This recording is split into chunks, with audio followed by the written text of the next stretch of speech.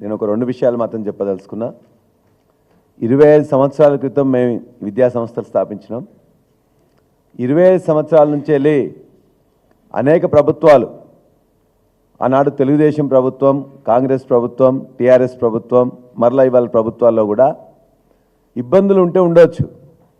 కానీ వ్యక్తిగతంగా రాజకీయ పరంగా ఏనాడు కూడా మేము ఇబ్బందులు ఎదుర్కోలే. గత 9 నెలలుగా వ్యక్తిగతంగా నా మీద, నా కుటుంబం మీద, నా విద్యా సంస్థల మీద విపరీతమైన దాడి చేస్తున్నారు, ఇబ్బందులు పెడుతున్నారు.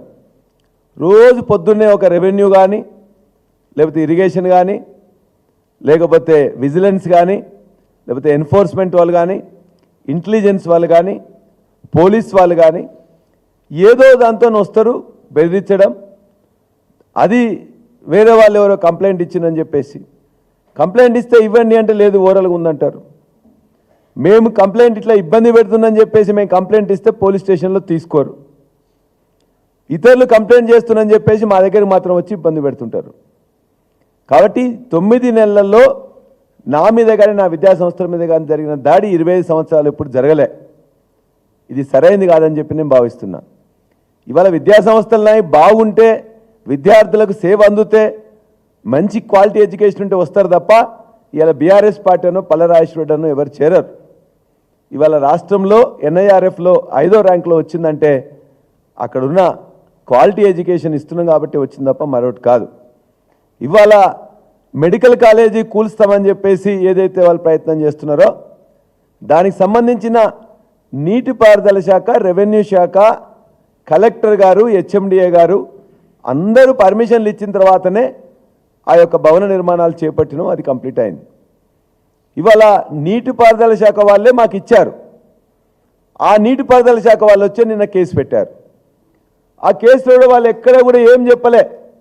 కేసులో ఏం పెట్టారు, ఇంత ఎక్స్టెంట్ నేను జరిగినాను కానీ, లేకపోతే ప్రభుత్వ భూమి, లేకపోతే చెరువు భూమిలో నేను వచ్చిందని కూడా అక్కడెక్కడ మెన్షన్ చేయలే.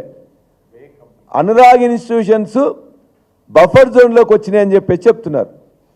వస్తే ఎంత వచ్చినాం, ఒక స్కెచ్ మ్యాప్ ఇవ్వండి, లేకపోతే ఎన్ని అడుగులు జరిగినావో చెప్పండి. 2017లో నేను తీసుకున్న తర్వాత ఇవన్నీ కట్టడాలు మొదలుపెట్టినాం కదా, ఈ 8 సంవత్సరాలు మరి ఏం చేశారు? కాబట్టి వారు చెప్పిన విధంగానే ఎక్కడైతే హద్దులు నిర్ణయించిందో ఇవాళ నా భూమిలో మాత్రమే నేను కట్టుకున్నాను. ఇవాళ పెద్దలు హరీష్ రావు గారు చెప్పినట్టు మీరు ఆ ప్రభుత్వ భూమి కానీ, లేకపోతే చెరువు భూమి కానీ 1 ఇంచు కూడా నా దాంట్లో ఉన్నట్లయితే, నేను ఎంకరేజ్ చేసినట్లయితే ఇవాళ మొత్తం విలేకరుల సాక్షిగా, రిపోర్టర్స్ సాక్షిగా సర్వే చేసి హద్దు పెట్టమని చెప్పండి. అప్పుడే ఆ JCBలు, బుల్డోజర్లు పెట్టి వారి సమక్షంలోనే నేను కొట్టేస్తా.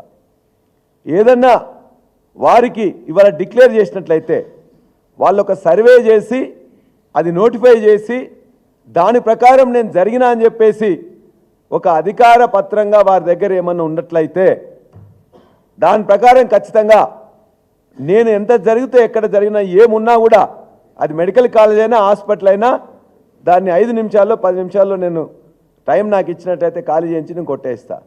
అంతే తప్ప నేను ఈ యొక్క విద్యా సంస్థలు కానీ మిగతా వాటికి కేంద్రం కాకూడదని వారు చెప్పిన దాన్ని చెప్తూ, దయచేసి ఎన్ని ఇబ్బందులు పెట్టినా, ఎన్ని కేసులు పెట్టినా చట్ట ప్రకారం కోర్టును ఆశ్రయిస్తాం. మీ అందరూ కూడా విజ్ఞప్తి చేస్తున్నా, అధికారులకు కూడా విజ్ఞప్తి చేస్తున్నాం. ఖచ్చితంగా ఎక్కడైనా తప్పు జరిగితే చెప్పండి, నోటీస్ ఇవ్వండి, మా అనుమతులు పరిశీలించండి, తదనంతరం ఏ చర్య తీసుకున్నా దానికి సిద్ధమని చెప్పేసి కూడా